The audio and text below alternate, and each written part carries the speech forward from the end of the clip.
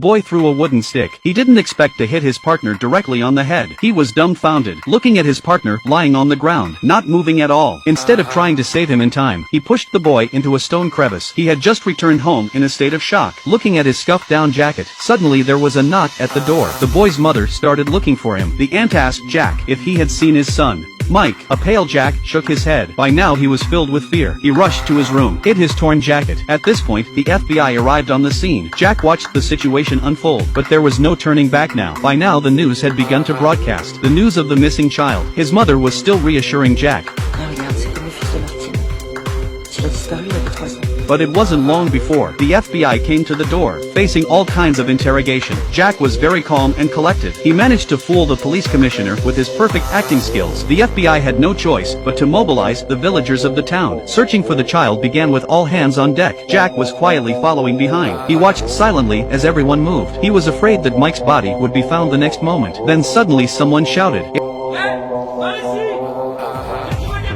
It was a discarded glove. The search continued, but for a whole day there were no clues. With such fear and anxiety, Jack's heart was completely broken. Every day he had to take an unknown drug. That's when he found the damaged duvet hanging under the bed had disappeared. He quietly went out of his room, found his mother sewing it up for him. It was clear that she had guessed the truth, but as a mother, she didn't expose the boy's lies. In the middle of the night, the wind started to blow. Lightning flashes outside. The boy was awakened by the storm. He ran out of the room in panic, only to be confronted by a similarly awakened mother. He frantically runs to the door, open the door and find the street outside has turned into a sea of water. Jack looked out the door at the horrific sight, shutting the door behind him in a hurry. He turned and ran to his mother, straight into her arms. He clung to his mother. Just then, a big tree broke through the window. It knocked his mother unconscious. Jack knelt down and looked at her, trying to wake her up, but she didn't move. The rain started pouring in through the door. Jack stared at the scene with wide eyes. Before he could react, suddenly the water burst through the door. Jack rushed to drag his mother to higher ground. Fainting mother awakened by floodwaters. She grabbed her son in her arms, and everything in the house was floating on the water. But the body of Mike was about to rise to the surface too. After a storm, the streets were empty, replaced by damaged cars, broken tree branches, and collapsed houses. It's an apocalyptic scene. According to official news reports, the natural disaster left the town's residents. More than 100 deaths, property damage in excess of billions. In some areas, houses were damaged and electricity towers blown down. The storm blew over cars, flooding in houses too. Many areas still without power. There is also no signal from outside. The whole town was paralyzed. With trees down, the FBI was also unable to search for Mike's body. Jack stood on the ground, looking blankly at the destroyed trees, slowly lowering his head. This is undoubtedly good news for him, because this way, no one would ever find his buried body. 15 years have passed since then. By now Jack had become a professional doctor. His dream was to go to Egypt for further study. Christmas Eve, Jack drives home. At the dinner table his mother looked at Jack. She thinks he doesn't look well. After a few words to him, Jack was impatient to hear. After kissing his mother, turned to get ready for the Christmas party. At the evening party, Jack was catching up with a friend he hadn't seen in years, but he was interrupted by a sudden scream. Mom rushed him over to have a look. He went over and examined the wound. He smiled and told the patient to just clean it. Meanwhile, the evening begins. The host is giving the speech for the dinner. After a few words of introductory remarks, people go about their business. Mary is outside having a cigarette. Jack pushes out the door to catch up with her. The two of them talk about how their lives are going. As Jack is unhappy with the way things are, he felt he couldn't make it in the town, so he tells her his dream. He wanted to be a doctor in Egypt, and the future would be bright, and talks about his secret love for Mary. But Mary told him straight out that she liked Jack too. Then Mary turned and went back into the hall. Jack followed her in. He sat down in front of the doctor. He listened to their conversation. At this moment people are talking about the doctor's clinic, but the people were saying that no one would take it even if he gave it away for free. The doctor then looked at Jack. He wanted to sell the clinic to him at a low price. Jack flatly refused. He said he wouldn't stay in the town. The doctor then wished him well, and with this light-hearted refusal, and it came at a great cost, the man returns home after the dinner party. Mom talks to him about the party, but the man refuses. He then cuts up the chicken for his mother. Early that morning, Jack runs into Mary while shopping at the supermarket. He goes out to the supermarket and shows Mary his muscles. After a few compliments from Mary, the two of them went home together. Jack took out a photo of Mary that he had saved. She was overwhelmed by the sight of it. She went up to Jack and gave him a kiss. 3 minutes later, Jack sat stone-faced on the bed, turning to Mary.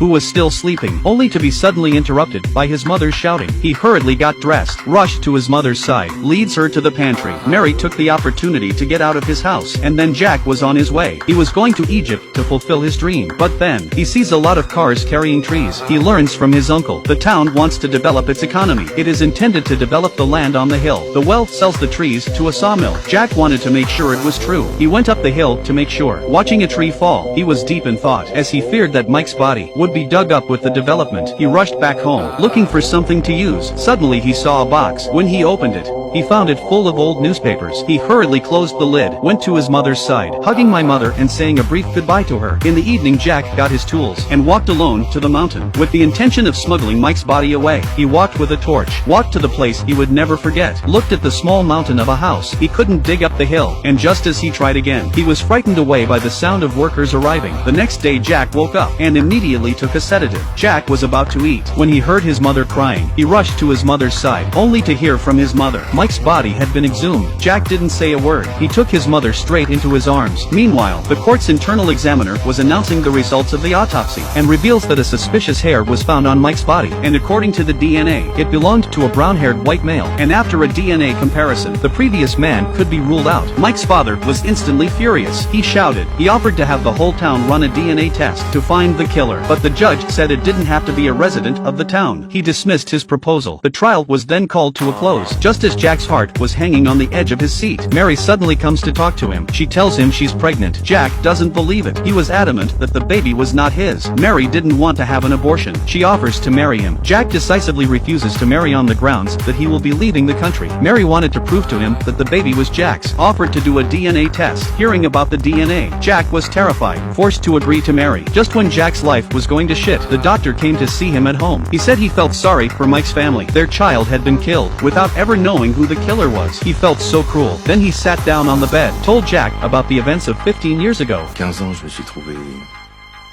ici.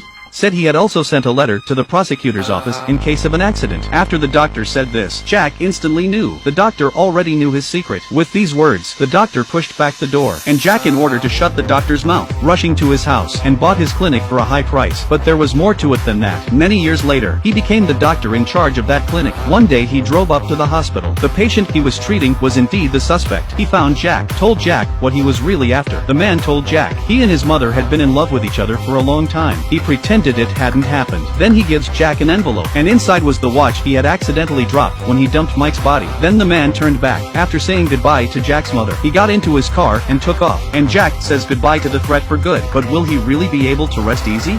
No one can know. In the blink of an eye, it's Christmas again. He and Mary's family are celebrating Christmas. By now Mike's sister had become his wife. Mike's parents became his parents too, and his lifelong dream, because of Mike, he couldn't achieve them. He was stuck in a small town. It was like a drama. Maybe Jack wasn't punished by the law, but for what he did in those 3 days, he'll never be able to escape the condemnation of his heart.